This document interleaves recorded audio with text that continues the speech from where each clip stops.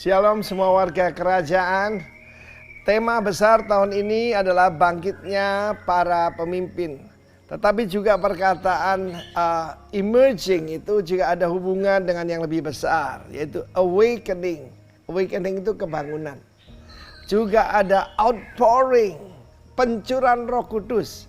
Pak Niko memberi nama Pentakosta ketiga. Lalu awakening itu di Amerika sudah dicanangkan oleh Mike Evans. Yaitu ada the third great awakening. Yang pertama adalah waktu Jonathan Edwards 1730. Lalu kemudian selanjutnya dilanjutkan oleh para revivalist yang lain. Dan ada yang ketiga, yaitu revival. Revival itu adalah kebangkitan rohani yang besar sekali. Jadi bukan cuma bangun, tapi dihidupkan dari antara orang mati. Dan saya menemukan ada satu ayat yang luar biasa, yaitu pada waktu Raja Salomo, dia menghadap Tuhan. Dan dia berkata, kalau engkau menutup langit sehingga tidak ada hujan. Indonesia sedang mendengar deru-deru daripada resesi. Itu menakutkan banyak orang. Dan saya sebagai hamba Tuhan yang saya melayani 40 tahun, saya mengerti sejarah kegerakan, sejarah awakening, revival. Indonesia mengalami revival yang pertama 1965. Yaitu ketika kita mengalami hampir saja bangsa ini pecah, saling membunuh. Dan kejadian yang sangat mengerikan 1965. Tetapi saudara yang kasih Tuhan, apa yang direncanakan jahat oleh iblis Tuhan bisa rubah jadi kebaikan. Dan ketika dia berdoa seperti itu, ada ayat dalam 1 Raja-Raja 8 ayat 37 yang berkata, ketika Tuhan bukan cuma menutup langit, tetapi ada penyakit sampar, kelaparan, penyakit gandum, belalang pelahap. Kalau dalam bahasa sekarang ya resesi itulah. Kalau ada tanaman kita dimakan belalang, Indonesia tidak seburuk dari negara-negara lain. Ini belum krisis moneter atau yang seperti tahun 98 ya, baru resesi. Tapi saya yakin dan percaya itu membuat manusia kembali pada Tuhan. Bagaimana membuat orang berdoa? Saya dulu tanya, Tuhan gimana sih caranya mengajak jemaat ini mencari wajah-Mu? Sekarang ada jawabannya, ketika menghadapi ketakutan. Ketika menghadapi takut akan kematian. People turn to God. Tapi dalam ayat 38 ada satu ayat yang dalam bahasa Indonesia tidak jelas. Di situ dikatakan the plague of their heart. Manusia mengenali yaitu penyakit atau sampar yang di dalam hatinya. Jadi bukan yang di luar ini, yang di dalam ini. Saya sampaikan dalam waktu-waktu yang lampau itu bagaimana ada virus-virus yang lebih bahaya daripada corona, yaitu percabulan, perzinahan dan sebagainya yang sedang terjadi, yaitu juga kekerasan, kekejaman. Karena itu saya katakan dalam minggu yang pertama ini, memang akan ada kebangunan, tetapi juga akan ada introspeksi diri. Memeriksa bukan cuma virus-virus, bukan swab test, bukan rapid test, tapi hard test. Karena itu dengan iman saya berani katakan corona ini memang kelihatan buruk, tetapi bisa juga mendatangkan bukan cuma corona akademi, tapi corona revival. Dengar ini. Demi nama Tuhan Yesus. Amin.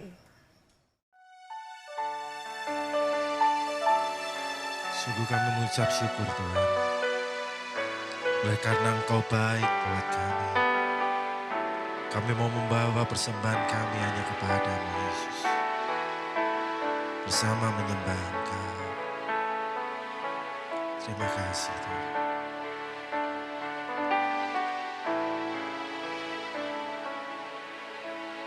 Ku tak membawa apapun juga saat ku datang ke dunia. Ku tinggal semua pada akhirnya saat ku kembali ke surga.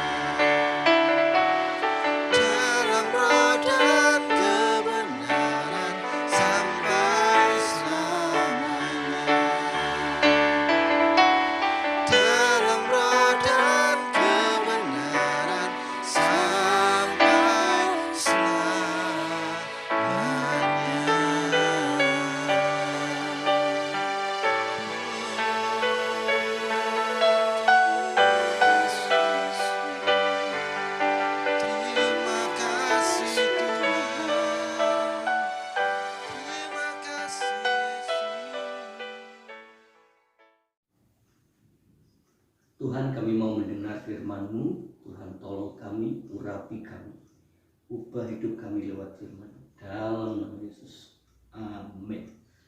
Shalom Bapak Ibu, dimanapun Bapak Ibu berada. Bulan-bulan ini kita berbicara tentang movement. Nah, mari kita buka dalam kitab Mazmur pasal 145 ayat 1 sampai yang keempat. Mazmur 145 ayat 1 dan 4. Puji-pujian Daud, aku hendak mengagungkan Engkau ya Allahku ya Raja, dan aku hendak memuji nama-Mu untuk seterusnya dan selamanya. Setiap hari aku hendak memuji Engkau dan hendak memuliakan nama-Mu untuk seterusnya dan selamanya.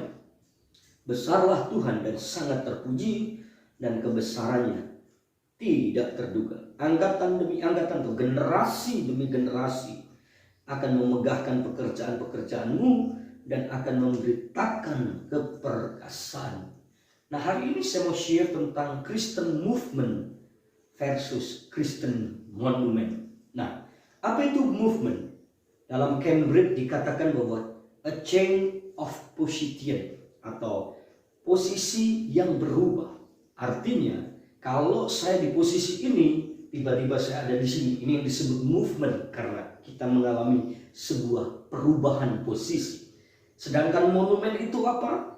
Ada sebuah jenis bangunan yang dibuat untuk mengenang seseorang atau peristiwa penting sebagai bagian dari pengalaman atau kejadian masa lalu. Contoh, di Jogja ada namanya Monumen Jogja Kembali, Monumen Revolusi Pancasila. Bahkan di Kudus ada Gerbang Kudus Kota Kretek, Monumen GKKK. Di Ambarawa ada namanya Monumen Palagan, mengenang peristiwa-peristiwa. Nah, hari ini kita bicara tentang kekristenan, yaitu Kristen monumen atau Kristen movement. Nah, ada 3 perbedaan yang mencolok yang hendak saya sampaikan kepada Bapak Ibu Saudara, dimanapun Bapak Ibu Saudara, tentang ketiga hal ini. Yang pertama, bahwa Kristen movement adalah Kristen pemberi atau penyanyi, sedangkan Kristen monumen adalah Kristen penikmat. Sekali lagi, Kristen movement adalah Kristen pemberi atau penyanyi, Kristen monumen adalah Kristen penikmat. Dalam Matius pasal 28 ayat 19 sampai 20, Tuhan ngomong, Tuhan bicara kepada murid-murid, pergilah. Artinya, beritakanlah sesuatu yang baik, sesuatu yang sifatnya damai, sejahtera kepada banyak orang yang sedang tertekan, kepada banyak orang yang sedang pengen menerima jawaban. Kata pergi itu artinya kita disuruh menyajikan, kita disuruh memberikan pemberian yang terbaik. Tetapi kalau monumen itu penikmat, ku ingin tetap di sini, kira-kira lagunya begitu. Lagunya hanya pengen apa yang dia nikmati. Menjadi Kristen, bukan Kristen senior tapi Kristen laut mati. Semuanya untuk dirinya, untuk aku, dan untuk aku. Bukankah kekristenan itu kekristenan yang sudah move, bergerak dari gelap menuju terang? 1 Petrus 2 ayat 9, bahwa kamulah bangsa yang terpilih, imamat rajani, bangsa yang kudus, bangsa yang dipisahkan dari bangsa-bangsa lain dan dikuduskan dengan darah Yesus. Kita bukankah pernah move dari dosa menuju sebuah kebenaran? Dan ini waktunya kita jangkau orang-orang, cari jiwa, supaya mereka juga diselamatkan, dipindahkan, dipisahkan dari gelap menuju terang, dipisahkan, dipindahkan dari ketidakbenaran menuju kebenaran, dipisahkan atau dipindahkan dari alam maut menuju alam maut, menuju surga yang mulia. Ini tugas kita sebagai orang-orang percaya. Di masa-masa pandemi ini, yuk kita bukan saja menjadi penikmat, tapi kita menjadi penyaji, menolong orang-orang yang perlu ditolong, membangkitkan gairah mereka, memberikan semangat bagi mereka yang letih lesu dan berulang berat, memberikan semangat dan pengharapan bagi mereka yang sedang tanpa pengharapan, Banyak orang hari-hari ini sedang kehilangan pengharapan Bapak Ibu. Ini waktunya kita berdiri, ini waktunya kita duduk, ini waktunya kita memberikan semangat dan gairah kepada mereka. Bukankah kalau semangat kita patah, keringlah tulang kita. Artinya kalau semangat kita sudah tidak ada, kita sudah tidak berdaya. Kita tidak akan bisa berbuat apa-apa lagi. Mari jadi Christian movement. Kristen yang memberi, Kristen penyanyi, bukan Kristen monumen, yaitu hanya pengen. Alkitab bicara bukankah lebih berbahagia kita memberi daripada menerima? Karena orang yang memberi itu orang yang punya hati yang berlimpah. Bukan soal kaya, bukan soal punya uang. Karena juga banyak orang kaya, banyak orang punya uang, tidak suka memberi. Memberi adalah soal punya kekayaan hati.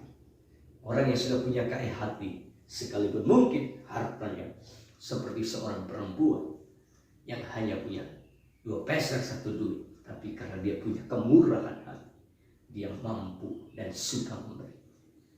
Bapak Ibu Saudara, yang pertama Christian movement, Kristen pemberi atau Kristen penyaji, Kristen monumen, Kristen penikmat atau penerima. Hari ini berubah, jadi hanya orang menikmati, egois, untuk aku. Mulai belajar bagaimana saya bisa memberi untuk orang lain supaya Tuhan dipermuliakan. Yang kedua, bahwa Kristen movement adalah Kristen bangga sejarah masa lalu. Sedangkan Kristen movement adalah Kristen yang sedang membuat sejarah masa depan. Ada orang-orang yang punya menceritakan nostalgia masa lalunya. Wah, kalau cerita masa lalu begitu bangga. Bahkan bangsa Israel pun terlalu bangga dengan masa lalunya, sehingga sementara di bawah Tuhan lewat Musa untuk lepas dari Mesir, tapi mereka harus lewat padang gurun. Apa yang mereka katakan? Izinkan kami pulang kembali. Biarlah kami jadi muda di Mesir. Orang-orang yang punya nostalgia masa lalu adalah Kristen monumen yang tidak mau berubah. Dia hanya mengenangnya masa lalu. Orang-orang seperti ini, bahkan orang-orang Kristen seperti ini biasanya kalau cerita, dulu aku seorang worship leader. Dulu aku pemain musik di gereja. Dulu aku pemain tamburi. Bahkan mungkin dulu aku seorang pendeta. Bapak Ibu Saudara yang dikasih Tuhan, belajar dari Rasul Paulus. Dalam Filipi pasal 3, dia berkata, aku belajar melupakan apa yang di belakangku, mengarahkan pandangan. Dan apa yang terjadi, dia punya vision. Berlari-lari, itu bagian dari visi yang Tuhan taruh. Berlari kemana? Ke depan. Untuk ngapain? Meraih apa yang sudah Tuhan janjikan. Orang yang jadi Kristen movement adalah orang yang membangun sejarah masa depan. Kita mungkin bagian dari orang-orang yang hanya belajar sejarah dulu, tapi lewat hidup hari ini ciptakan sejarah di masa depan lewat hidup Bapak Ibu Saudara. Bukankah 7 jemaat mula-mula adalah jemaat yang hebat, punya masa lalu yang luar biasa. Tapi apa yang terjadi? Yang terjadi adalah tinggal kenangan. Tinggal kenangan. Tidak ada yang bisa dibanggakan lagi. Bapak Ibu yang dikasih dalam Tuhan, jangan jadi Kristen monumen yang bangga dengan sejarah masa lalu. Saya sering berjumpa dengan orang-orang yang bangga dengan masa lalu.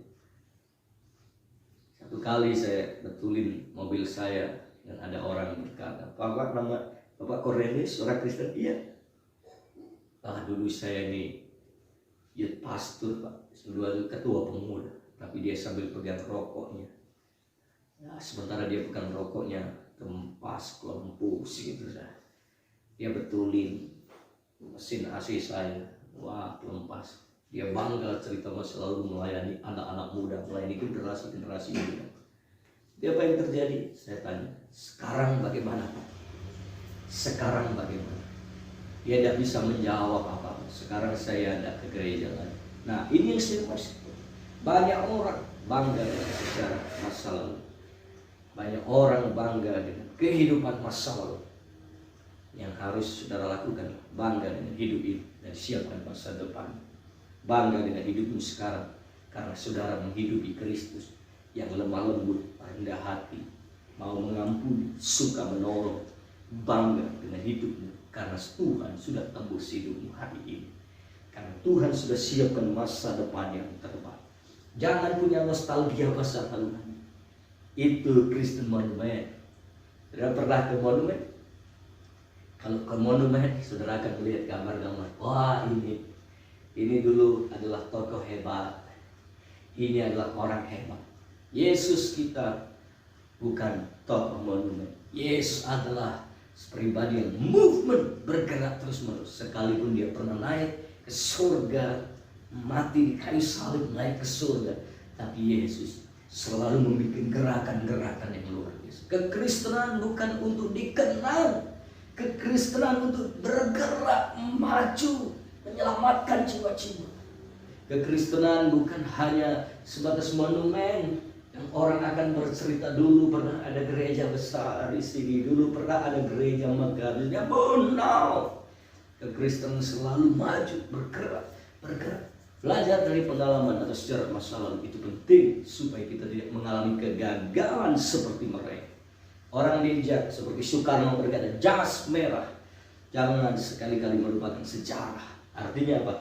Kita harus belajar dari sejarah. Bapak-bapak gereja seperti itu, apa yang kurang dari mereka, kita jangan lakukan lagi. Karena itu yang pertama, Kristen movement, Kristen pemberi, Kristen penyaji, Kristen monumen, Kristen penikmat. Yang kedua, Kristen movement, ada Kristen yang membangun sejarah masa depan lewat hidup hari ini. Hidupilah Kristus sehingga orang akan kenal hidup saudara suatu kali kelak. Aku punya orang tua yang takut Tuhan. Aku punya opa yang dapat diteladani. Aku punya kakak, koko, cece, cici yang memberi hidup yang luar biasa untuk Tuhan dan hidupku dan keluarga. Supaya buat di hari ini. Saya kembali lagi Alkitab dalam Mazmur 145 tadi. Dia berkata begini, aku hendak. Nah, kata aku hendak di sana. Daud memakai kata aku hendak 3 kali. Lihat baik-baik ayat yang pertama. Aku hendak mengagungkan engkau. Yang kedua, aku hendak memuji engkau. Yang ketiga, pas ayat 2, aku hendak memuji engkau. Dan ayat yang kedua B, dan hendak memuliakan Tuhan. Nah, ada 3 kali kata aku hendak dan Daud memakai kata hendak 1 kali. Ini mengungkapkan seseorang yang masih punya kehidupan. Orang yang masih punya kehidupan adalah orang yang punya pengharapan dan cita-cita. Punya keinginan. Aku hendak itu menyatakan sebuah keinginan. Itu membuktikan orang itu masih hidup. Orang yang masih hidup adalah orang yang masih mau punya keinginan. Masih punya kemampuan untuk berpikir dan pengen sesuatu. Yang ketiga, Kristen movement adalah Kristen yang berubah. Kristen monumen adalah Kristen yang pasrah. Nah, sekali lagi yang pertama, Kristen movement adalah pemberi atau penyaji. Sedangkan Kristen monumen adalah Kristen penikmat, peminta-minta. Yang kedua, Kristen movement adalah Kristen yang membangun sejarah masa depan lewat hidup hari ini. Menghidupi Kristus yang lemah lembut dan rendah hati. Sedangkan Kristen monumen adalah Kristen yang membangun sejarah masa lalu. Kebanggaannya adalah masa lalu.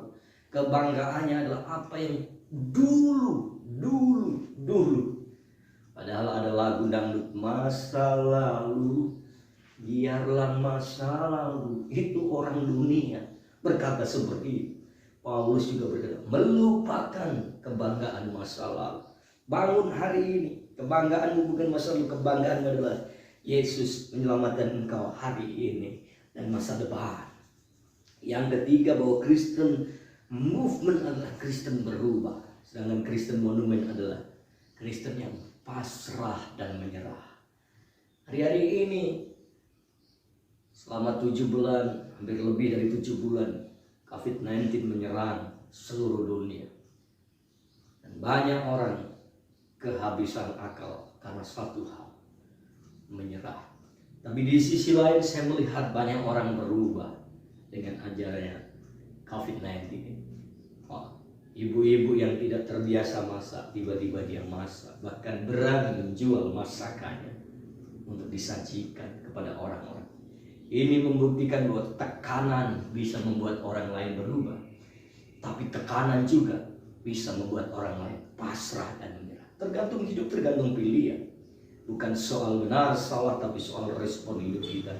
Bukan soal keadaan menghimpit kita, tapi bagaimana respon kita dengan keadaan itu. Nah, Daud mengajarkan dalam semua keberadaan, dalam semua tekanan, dalam semua persoalan dia berkata ini, aku hendak, aku hendak, aku hendak. Orang yang lebih buta daripada orang buta adalah orang yang tidak punya visi, orang yang tidak punya harapan, orang yang tidak punya impian lagi, orang yang tidak punya pengharapan masa depan. Itu orang yang paling lemah. Orang yang kuat sekalipun kekuatan fisiknya mungkin tidak seberapa adalah orang yang masih punya pengharapan. Bapak Ibu yang dikasih Tuhan, mari menjadi Kristen yang movement, yaitu Kristen yang berubah, Kristen yang mau berubah. Sebelum kenal Yesus, kita mungkin jadi orang yang pelit. Setelah kenal Yesus, kita jadi orang yang murah hati. Amin. Sebelum kenal Yesus, kita mungkin menjadi orang-orang yang penakut. Setelah menjadi Yesus, kita pemberani menyatakan kebaikan-kebaikan Tuhan kepada orang-orang di sekitar. Sebelum kenal Yesus, kita menjadi seorang yang gossiper. Setelah kenal Yesus, kita menjadi worshiper, seorang penyembah. Sebelum kenal Yesus, kita sering membohongi orang. Setelah kenal Yesus, kita berubah dari karakter. Itulah Kristen yang berubah. Kristen yang punya kehidupan adalah Kristen yang berubah, bukan Kristen yang pasrah. Ya sudahlah, gini memang nasibku seperti ini. Ini Kristen monumen. Ya sudahlah, aku memang ditakdirkan seperti ini. Kristen monumen. Ya sudahlah, aku memang lahir dari keluarga yang gak mampu, orang desa, gak punya pendidikan yang baik. Mungkin juga nasibku tidak jauh beda dengan orang tuaku. Ini Kristen monumen. Mulai berubah dari Kristen monumen menjadi Kristen movement. Kristen yang berubah. Ada sebuah survei yang cukup mengejutkan. Di Australia ada satu binatang yang nyaris punah. Nama binatang itu adalah koala. Mengapa koala nyaris punah? Tahukah saudara alasannya? Sederhana saja. Koala adalah binatang khas Australia yang malas bergerak. Yang malas bergerak sekali lagi. Dia hanya makan, tidur, dan makan, tidur. Dan diberitahukan binatang ini nyaris punah. Pengen jadi Kristen yang nyaris punah? Makan, tidur, saja. Ya, kalau pengen kekristenan kita bermultiplikasi, bergerak, maju, kabarkan Yesus, beritakan kebenaran, nyatakan kemuliaan. Di mana? Di sekolah, di kantor, di tempat kerja, sekeliling tetanggamu, nyatakan kebaikan Tuhan. Jangan jadi Kristen seperti binatang koala tadi yang makan tidur dan nyaris punah. Seperti Kristen yang akhirnya habis ditelan kemalasan. Ingat lagunya Mbah Surit, bangun tidur lagi, bangun lagi, tidur lagi, bangun tidur lagi. Orang yang seperti itu adalah orang yang akan cepat sakit, akan cepat tidak produktif, tidak menghasilkan apa-apa, dan akhirnya mohon maaf, akhirnya cepat binasa. Jadi orang Kristen yang produktif, yang bergerak, bukan makan tidur, gak lakukan apa-apa, pasrah dan menyerah. Ya. Kalau pengen kekristenan kita bermultiplikasi, bergerak, bergerak, bergerak, maju, kabarkan Yesus, beritakan kebenaran, nyatakan kemuliaan di mana? Di sekolah, di kantor, di tempat kerjaan, sekeliling tetanggamu, nyatakan kebaikan Tuhan.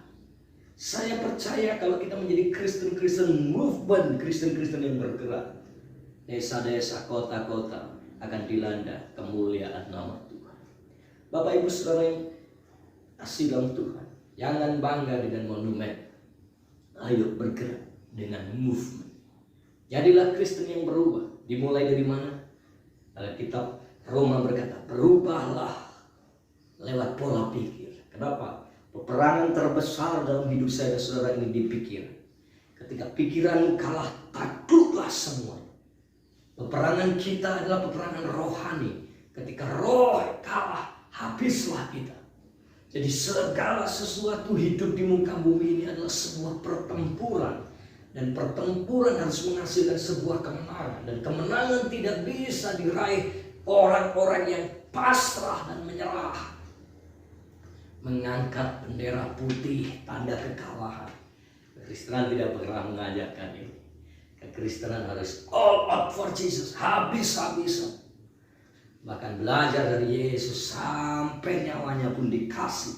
Belajar dari Paulus sampai segala sesuatunya pun habis.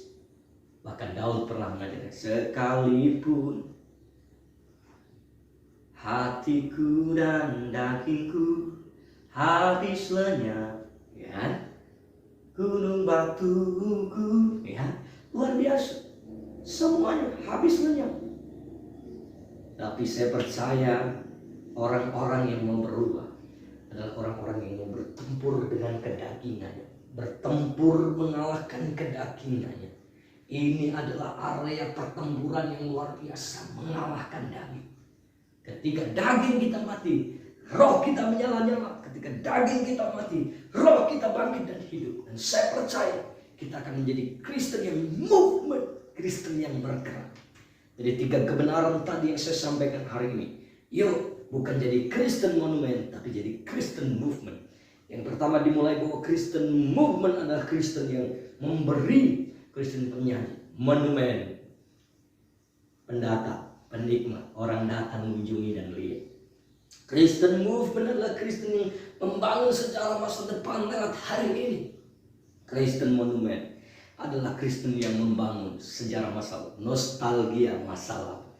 Kristen movement adalah Kristen yang berubah. Kristen monumen adalah pasrah, belajar dari kegagalan binatang koala yang nyaris punah.